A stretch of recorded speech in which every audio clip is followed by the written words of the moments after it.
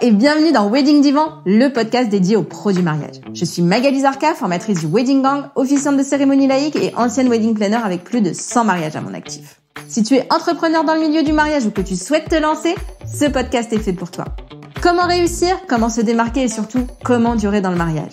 Autant de questions auxquelles nous répondrons ici via des interviews sans tabou de prestataires de mariage ou qui peuvent t'aider à améliorer ton business. On y abordera leur parcours, leurs réussites et leurs erreurs aussi parfois. Je partagerai également avec toi tous mes conseils, astuces et outils pour te donner un accès direct à la réussite dans le wedding world. Allez, pose-toi dans ton canapé, écoute-nous dans ta voiture ou même en faisant la vaisselle et surtout, abonne-toi pour ne manquer aucun épisode. Hello le gang, j'espère que tu vas bien. Je suis hyper émue de te dire que nous sommes déjà au 100e épisode de Wedding Divan. C'est énorme. Comme je le dis souvent, le podcast c'est ma découverte 2022, 2023 et ça sera sûrement la découverte 2024 pour moi. C'est vraiment le truc qui me fait le plus vibrer dans mon métier aujourd'hui. On est à plus de 35 000 écoutes, des interviews qui me font et qui vous font grandir. C'est vraiment un plaisir de voir à quel point vous aimez écouter, de voir que vous l'écoutez partout, et même en faisant la vaisselle, je le fais quand même, la petite vanne. Que vous prenez des notes, enfin c'est magique, merci beaucoup, merci d'être là, d'être de plus en plus nombreuses et nombreux à m'écouter, ça me fait trop chaud au cœur, merci. Alors pour l'épisode 100, j'avais envie de quelque chose d'un peu différent, alors j'ai fait un appel à témoignages sur Insta pour recueillir vos pires anecdotes de mariage, donc je pense qu'il y en aura d'autres du coup, des épisodes comme ça, parce que moi j'ai bien aimé, j'espère que ça vous plaira autant qu'à moi, mais avant de vous laisser la parole, je vous donne mon propre top 3 des pires anecdotes qui me sont arrivées. En 3e position, j'en ai déjà parlé dans l'épisode 93 avec Kiss Flamand, c'était un gâteau qui est arrivé en mode dégoulinade. On vous remettra le lien dans la description de cet épisode si vous voulez en savoir plus. En 2e position, j'ai eu le feu sur un mariage. Oui, vous avez bien entendu. À l'époque, je suis wedding planner, c'est la fin de ma prestation. Tout s'est super bien passé. Je suis en train de remballer, la soirée dansante est bien lancée. Quand la mariée arrive, me prend par le bras et me dit « Il y a le feu ». Je dis oui, d'accord, bien sûr, je vais aller voir ça tout de suite. Et du coup, en fait, une brindille a pris feu dans le jardin pendant le feu d'artifice. Heureusement, enfin à la fin, du coup, on l'a pas vu, le feu d'artifice était fini. À la fin, le feu commence à prendre. Heureusement, le propriétaire du lieu a agi hyper vite avec l'extincteur et tout s'est bien terminé. Mais c'était quand même la panique sur le moment, même si en tant que wedding planner, j'ai fait semblant que je maîtrisais totalement la situation, n'est-ce pas? Et pour finir, mon top 1, c'est un photographe qui a refusé de me parler pendant toute la journée de presta. Donc du matin jusqu'au vin d'honneur, jusqu'à en faire pleurer la mariée qui comprenait vraiment pas son attitude. Donc c'est à ce moment-là que je l'ai pris à part pendant le vin d'honneur et je lui ai dit ses 4 vérités. Bon, il s'avérait qu'il avait eu une mauvaise expérience avec une wedding planner et que du coup, on était toutes nulles. Bon, les mariés avaient quand même demandé une photo avec moi pendant le vin d'honneur, qu'il a faite sur le moment mais qu'il n'a jamais rendue. Un bonheur, ce monsieur, franchement. Je sais pas si ça vous est déjà arrivé. Dites-moi d'ailleurs en commentaire quand on partagera le podcast sur Insta. Franchement, c'était vraiment la pire expérience de ma vie parce que j'avais l'impression d'être invisible alors que on est censé travailler vraiment main dans la main avec le photographe. Donc voilà. Mais bon, passons à vous et à vos anecdotes maintenant. Régalez-vous. Salut Magali, salut le Wedding Gang. Je suis Elodie de Hello Wedding Photographie. Je suis photographe de mariage. Ça va faire, je vais commencer ma 14e année là en janvier. Et à mes débuts, ça devait faire, je pense que ça devait faire 2 ans, peut-être 3 ans que j'étais photographe de mariage. J'étais encore en double activité à ce moment-là. Il m'est arrivé une anecdote que je pense je n'oublierai jamais. C'est-à-dire que j'arrive chez ma mariée pour ses préparatifs et sa mise en beauté. Je sens une tension très très forte dans l'air, des invités qui n'osent pas vraiment parler et qui essayent d'avoir des paroles très rassurantes auprès de la mariée. Je les vois un peu tâtonner et puis j'ai une mariée qui a l'air complètement déprimée. Bon, au-delà du fait que sa mise en beauté est en train de se passer de la pire des manières qui soit, c'est-à-dire avec une make-up artiste avec laquelle elle n'a pas fait d'essai et qui est en train de faire quelque chose en fait qui n'a absolument rien à voir avec ce qu'elle a demandé.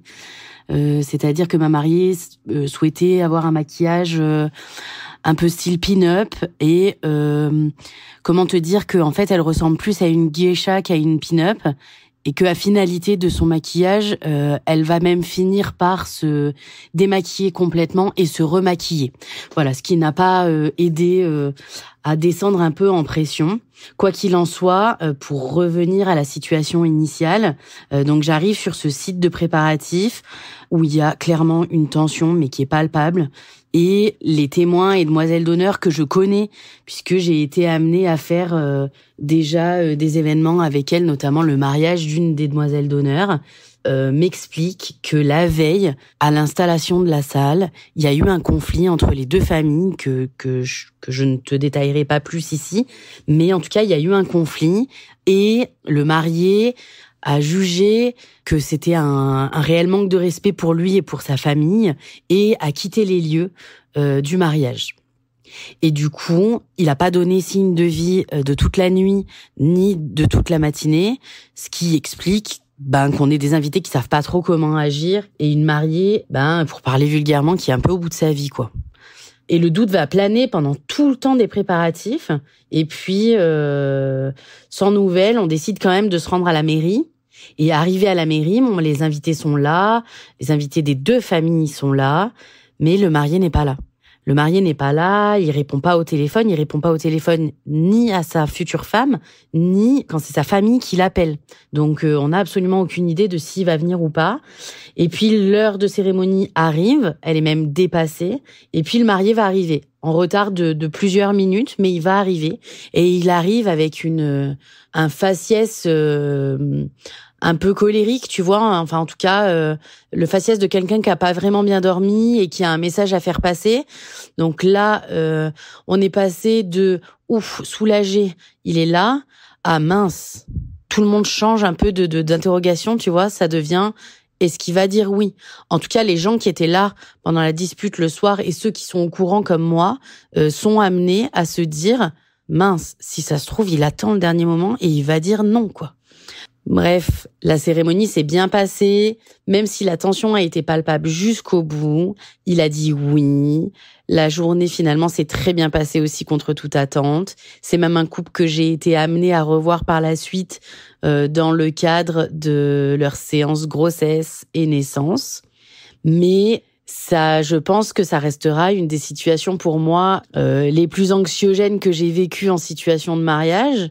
Sûrement aussi de par le fait que je commençais à ce moment-là, donc que tu sais pas trop comment réagir, si t'es censé réconforter la mariée, tu peux pas trop. Voilà, bon, gestion compliquée, tant professionnellement parlant que émotionnellement parlant, mais tout est bien qui finit bien. Hello, donc je m'appelle Lika, je suis photographe et donc une de mes anecdotes reloues de mariage, c'est un mariage d'hiver où en fait tout se passe à l'intérieur et donc il y a très peu de place dans la salle et du coup il y a le cocktail qui se passe et il y a des planchas qui servent à griller des crevettes ou je ne sais plus quoi et donc elles sont rangées ensuite par le traiteur sous les tables pour passer à un autre moment du cocktail. Sauf qu'en fait il y avait des petits enfants à peu près de la taille à passer sous les tables, donc il devait avoir 3-4 ans, je me rappelle plus. Et à un moment, ce qui devait arriver arriva, c'est qu'il y a un des enfants qui a mis sa main sur une plancha brûlante et qui a hurlé et qui a dû terminer par un petit séjour aux urgences. Donc j'ai pas eu la suite de l'histoire concernant sa main, mais en tout cas, après ça, j'ai constaté que personne ne bougeait les planchas, sachant qu'il y avait d'autres enfants à peu près de la même taille qui continuaient à jouer. Et après en avoir parlé avec le traiteur et la wedding planner, tous deux m'ont assuré que non, c'était OK. Un mariage que j'ai fait en Belgique il y a 2 ans. Et j'arrive sur place, la mariée m'avait prévenu que son père était traiteur. Et donc m'avait dit, est-ce que ça serait cool s'il y a un petit peu plus de photos de l'installation, de la bouffe, tout ça. Ce à quoi j'avais acquiescé. Bon, de toute façon, ces photos-là, je les fais. Donc voilà, sachant que c'est le papa qui est traiteur, j'insiste un petit peu plus. Un peu plus loin dans la journée, il y a la maman qui me demande, puis la mariée me redemande, et puis la sœur me redemande. Bon, j'ai compris en fait que ton papa était traiteur Donc je vais les faire les photos. Mais en fait, ton papa ne m'a pas payé une prestation, pour sa communication. Donc en fait, voilà. Donc déjà, ça devenait un petit peu, insistant. En plus de ça, j'avoue qu'en voyant la maison familiale avec, piscine, chauffée intérieure, sachant, il y avait une négociation un petit peu, tu sais, c'est difficile en ce moment et cetera et qu'on a eu du homard pour le repas. Bon, j'avais un petit peu tiqué quand même. Donc la journée continue. À un moment, je fais une petite pause, je fume une cigarette avec des invités, je discute avec eux et en même temps, c'est une petite pause et c'est pas une petite pause dans le sens où, je considère que, dans mon travail, il y a aussi la sociabilité et donc faire, la conversation avec les invités, ça fait partie de mon travail, même si à ce moment-là, je ne photographie pas. Donc la sœur de la mariée vient me voir et me demande, «Est-ce que tu as, photographié, le chef, qui fait les grillades?» Donc je dis: «Oui, oui», elle me dit: «Est-ce que tu peux me montrer?» Alors ça, c'est la première fois qu'on me demandait ça. Donc évidemment, je dis: «Non», parce qu'en fait, déjà non et puis deuxièmement, c'est sur une autre carte ou quelque part plus loin dans la carte mémoire, donc je vais pas chercher la photo pour lui montrer et là, elle me dit: «Parce que je te vois chiller là». Encore, presque 3 ans plus tard, ça me met toujours autant en colère, je pense, parce qu'en fait déjà ça ne m'est jamais arrivé avant et ça ne m'est jamais arrivé après, heureusement qu'on me dise ça. Sachant qu'en l'occurrence, moi je travaillais, depuis 9 heures ou 10 heures. Donc je te vois chiller. Il y a aussi le fait que dans le code du travail, on a le droit à des pauses, hein. Donc voilà, un peu plus tôt, elle m'avait parlé de mes tarifs, que j'étais à l'heure, je sais pas quoi. Voilà, donc elle me dit ça. Donc évidemment, je ne perds pas mon calme. Je lui dis: «Bah oui, mais en fait, t'inquiète pas, les photos vont être faites», voilà, quelque chose comme ça. Vraiment, je sais pas comment je reste calme à ce moment-là, mais je reste calme et en fait, elle revient à la charge un peu plus tard, 2-3 heures après, où elle me redit: «Je te vois chiller». J'en ai pas dit plus. Je crois même pas que j'ai répondu, en fait. Un peu plus tard, quand là, j'avais, terminé de travailler, sachant qu'ils m'avaient pris des heures supplémentaires, du coup, les mariés, au fil de l'eau, je bois un mojito parce que j'ai fini de travailler et puis, en fait, même quand j'ai pas fini de travailler, je bois des mojitos et elle vient vers moi et elle me dit, passive-agressive: «Ça va, tu t'amuses bien?» Donc une personne charmante. Je lui ai répondu tout sourire: «Ouais, ouais, je kiffe». Il faut savoir que, ce sont des mariés qui ne m'ont jamais payé leurs heures sup. Donc je ne livre jamais les photos avant d'être payée du solde, à 99,9 % du temps. Mais cette fois-ci, ils ont, joué sur la corde sensible et moi j'étais, vraiment pas bien à ce moment-là, j'étais en dépression. Donc en fait, j'avais pas les armes, mentalement pour, me battre contre eux et donc je leur ai envoyé leurs photos en leur demandant, voilà, il y a un reste à payer de 700 €. J'ai plus du tout eu de leurs nouvelles depuis ce moment-là. Ils ne m'ont pas répondu sur les photos qu'ils ont tout de même partagées avec la créatrice de la robe, puisque je les ai vues sur Instagram. Voilà, ils continuent à suivre mes stories a priori, mais je n'ai plus de leurs nouvelles. Mon assistante les a relancées, cette année pour le paiement. Il n'y a pas eu de réponse. Ça, c'est une fois et pas 2, hein. Il y a très, très longtemps, j'avais fait un mariage où, en fait, beaucoup, beaucoup de choses se sont mal passées. Il y avait clairement un problème de casting des prestataires où, en fait, la mariée, parce que c'est elle qui avait fait la majorité de l'organisation, je sais pas trop, j'ai l'impression qu'elle, elle avait quelques petits soucis, à reconnaître, les personnes qu'il lui faut et en fait, le lieu, les gens étaient pas sympas. Sur les 2 lieux, les gens étaient pas sympas. Le fleuriste s'était trompé de fleurs, la maquilleuse était arrivée en retard, puis il avait vraiment, pas très bien maquillé. Enfin, on voyait vraiment la démarcation du coup. Enfin, c'était pas ouf, ouf.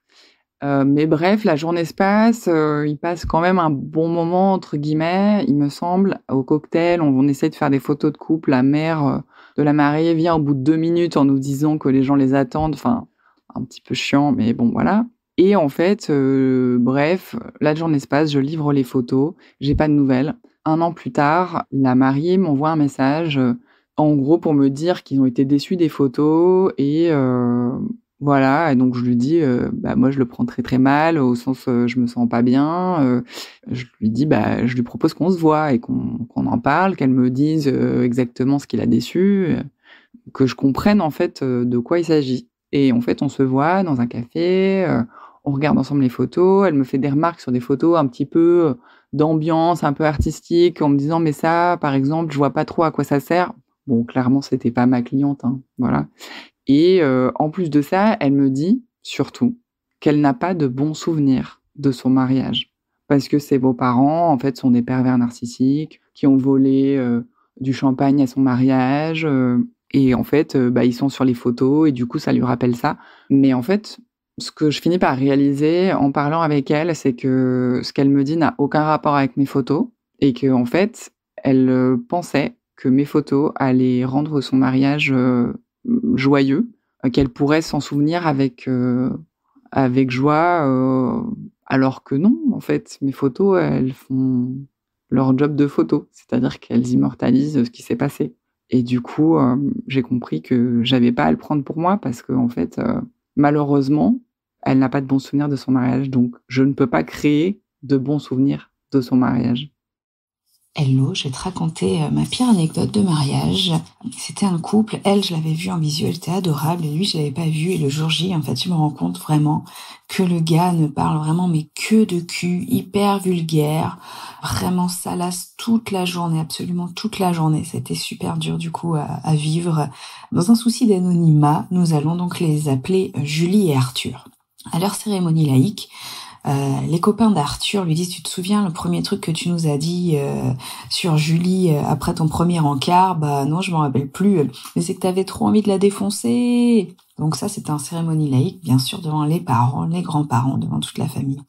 Là, les témoins sortent les alliances. Et échange d'alliances, c'était un gland de bite.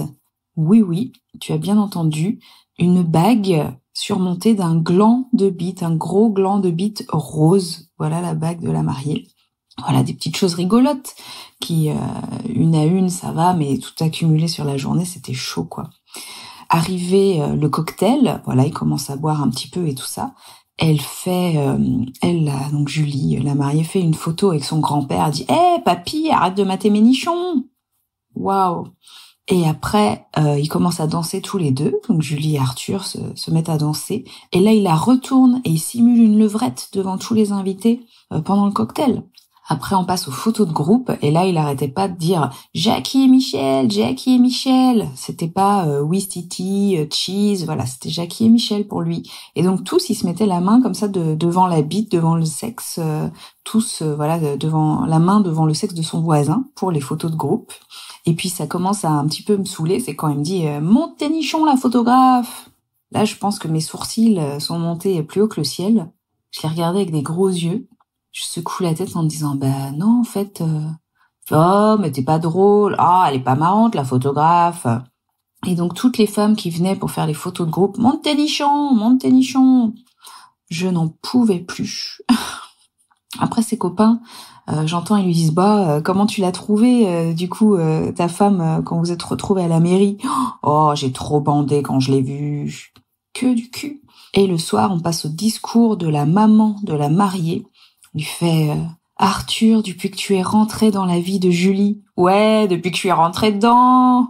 Waouh, je n'en pouvais plus. Et le témoin, donc le soir vers minuit, fait c'est quoi ton hôtel? T'es dans quel hôtel? Allez, mais dis-moi, t'es dans quel hôtel? Non, mais on s'en fout en fait de l'hôtel dans lequel je suis. Moi, j'ai fini ma presta, je vais rentrer. Et toi, tu vas rester faire la fête avec tes amis. Ah, mais vas-y, dis-moi, t'es dans quel hôtel? T'es dans quel hôtel? Moi, je vais demander. Et puis je vais savoir dans quel hôtel t'es. Mais en fait, on s'en fout.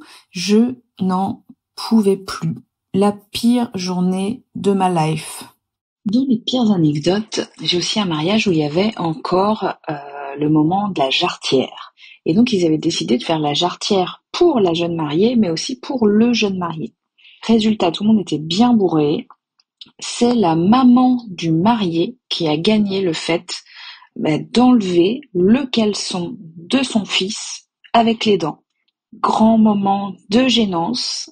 J'étais bien sûr en mode reportage, je continue donc à prendre des photos, et donc j'ai des photos horriblement subjectives de la maman enlevant le caleçon avec les dents.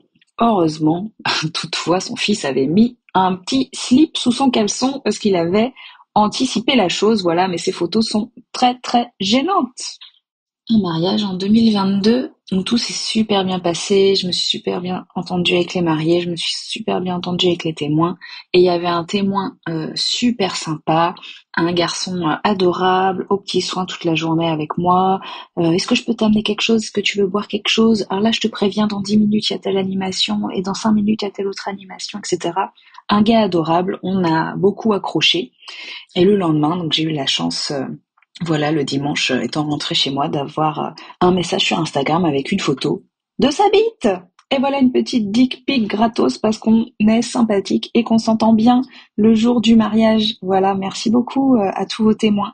Mais non, en fait, on n'en veut pas. Ne faites pas ça, les témoins. Merci d'avance. Hello, je m'appelle Daphné et nous gérons l'abbaye du Val des Choux, un domaine de réception en Bourgogne. Et avant que je sois wedding planner, on a eu quelques petites déconvenues, la pire étant le jour d'un mariage de plus de 200 personnes. Tous les invités passent à table et d'un coup, la maîtresse d'hôtel vient nous voir et nous dit: le traiteur nous a donné une viande avariée. La viande est horrible, le poulet est pourri, la sauce aussi avec. Donc on peut pas servir ça. C'était évidemment pas de notre faute. On a essayé de gérer ça avec le traiteur, qui, de manière pas très professionnelle, nous a répondu: eh ben c'est pas Intermarché ici, moi j'ai que ça, donc je suis désolée, je peux rien faire. Et donc les maîtres d'hôtel ont servi du gratin dauphinois et des fagots de haricots verts pour seul dîner. Heureusement, les parents des mariés et les mariés l'ont plutôt bien pris et se sont vengés sur le fromage. Évidemment, ils nous ont dit heureusement que le domaine était magnifique et que ça a rattrapé la petite inconvenue du traiteur. Voilà, depuis, je me suis formée pour être wedding planner et je travaille qu'avec des partenaires que nous connaissons pour éviter cela. Un gros fail sur un mariage où j'étais photographe et le couple a décidé de laisser sa chance à la tante pour le maquillage de la mariée. Et j'ai demandé si elle était maquilleuse. Elle m'a répondu non, elle est agent immobilier. Ok, donc du coup c'est elle qui va la maquiller, très bien. Et en fait, elle a mis du rouge à lèvres sur les joues, les yeux et les lèvres de la mariée. Et elle a frotté très fort. Et la mariée n'a pas voulu en tout cas vexer la tante. Et du coup, elle s'est mariée comme ça. Coucou Magali. Alors du coup, je vais vous raconter une anecdote pas très cool qui m'est arrivée sur un mariage. Pour resituer, je suis wedding planner depuis presque 4 ans. J'ai 3 saisons de mariage à mon actif, comme on peut dire. Et j'ai eu quelques couacs sur certains mariages, mais qui se sont tous arrangés, on va dire, plutôt facilement. Et là, je vais vous raconter ce qui a été le plus compliqué à gérer. En fait, la mariée, c'était très tendu entre la mariée et sa belle famille, déjà avant le mariage. Et tout le monde avait un petit peu peur de la façon dont ça allait se dérouler le jour J. Tout le déroulé des cérémonies se sont bien passés. Et en fait, c'est à la fin du vin d'honneur que ça s'est compliqué, à cause d'une photo de groupe, en fait. Et il y a eu un gros clash entre la mariée et la belle famille, ce qui a fait que la famille du marié voulait partir et ne pas rester pour le repas. Donc très très très très tendu, parce que ça faisait quasiment la moitié des invités au final. Et la maman du marié est venue me voir en me demandant mon avis. Est-ce qu'il faut qu'on parte? Est-ce qu'il faut qu'on reste? Donc moi j'ai temporisé les choses. Alors si je peux dire au passage, je pense que c'est ma plus grande qualité, c'est d'avoir du sang-froid et d'être très psychologue au final. Du coup je les ai convaincus de rester pour le repas au moins, quitte à ce qu'ils partent après pour la soirée. Mais voilà, du coup ils sont restés pour le repas, mais ça a été très très compliqué. Et les mariés, avant de faire leur entrée en salle, étaient en pleurs. Donc c'était vraiment vraiment dommage pour tout le monde. Voilà. Et ça s'est moyennement fini, quoi. Mais très très compliqué à gérer. Bonjour, alors mon anecdote se passe juste après le Covid, donc première cérémonie après les confinements, après la galère qu'on a traversée. J'étais trop contente de recommencer et pour cette cérémonie, je devais travailler avec un DJ que je ne connaissais pas. Donc avant la cérémonie, comme d'habitude, je prends contact avec le DJ, je valide avec lui toutes les musiques, les moments auxquels elles seront passées, etc. Et donc tout va bien pour moi, j'arrive à la cérémonie très motivée, toute contente de retrouver des mariés et de pouvoir recommencer à travailler. Donc j'attends, j'installe, je prépare tout mon pupitre, mon livret, etc.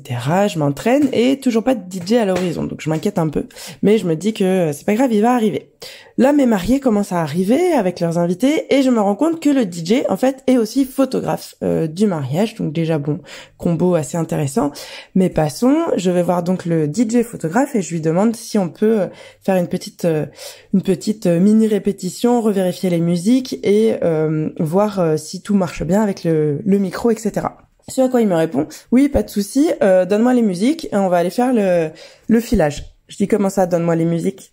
C'est toi qui les as, les musiques, on a tout validé ensemble. Normalement, c'est toi qui as les musiques, donc moi, je suis juste l'officiante de la cérémonie. Je gère pas le son.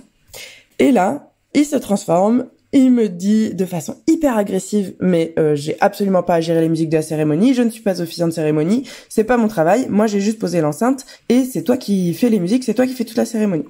Donc, pas le moment de lancer un débat sur qui fait quoi dans ce métier, mais je lui rappelle juste que je l'ai eu au téléphone et qu'on a tout validé ensemble, donc il aurait pu me le dire à ce moment-là s'il avait un souci avec le fait qu'il gérait les musiques de la cérémonie. Je lui dis, bon, écoute, c'est pas grave, tu dois avoir ton ordinateur, tu dois avoir une connexion, on télécharge les musiques et puis on réagit et on ajuste. Et donc, il tient tête sur le point que non, ce n'est pas à lui de gérer les musiques de la cérémonie, qu'il n'a pas à faire ça et que j'ai qu'à me débrouiller. Donc, je commence à être un peu embêtée. On est à 5 minutes de la cérémonie, il y a les mariés. Et là, il me propose gentiment d'aller voir les mariés pour qu'ils gèrent le problème. Je lui dis, mais enfin, absolument pas. On peut pas, le jour de la cérémonie, aller déranger les mariés pour ce genre de problème. C'est pas du tout professionnel, c'est à nous de régler ça. Donc, il maintient que c'est pas à lui de s'en occuper et que j'ai qu'à me débrouiller. Donc heureusement ce jour-là, j'étais avec une stagiaire super, donc toutes les deux on a pu réagir. Elle avait un compte Deezer, on a téléchargé toutes les musiques de la cérémonie, on a refait notre filage de musique, on les a mis dans le bon ordre, etc. Et on s'est retrouvés à passer des musiques depuis un compte Deezer sur téléphone, sur des enceintes en Bluetooth, donc ce qui est absolument pas le meilleur rapport qualité, mais on a fait au mieux, on a réagi. Et voilà, on a donc sauvé un petit peu la cérémonie, parce qu'une cérémonie sans musique, c'est un peu la cata. Et depuis, je me souviens à chaque fois qu'il faut que toujours j'ai ma clé de backup avec les musiques, mais c'est malheureux puisque normalement c'est quand même le travail à mon sens du DJ ou du groupe, surtout quand on a fait le point juste avant. Mais voilà, je précise bien à mes mariés, si j'arrive après le choix du DJ ou en parallèle, de faire attention à tous leurs prestataires pour la cérémonie, parce que c'est important qu'on puisse bien travailler ensemble et que tout le monde soit professionnel surtout. Voilà. Hola, je suis Juliette et je suis en train de lancer ma propre agence de wedding et event planner Encanta. Ma pire anecdote de mariage est arrivée durant mon propre mariage et heureusement que je ne l'ai su que bien plus tard. Mon DJ s'est pointé sur le lieu de réception en corbillard. Oui, en corbillard.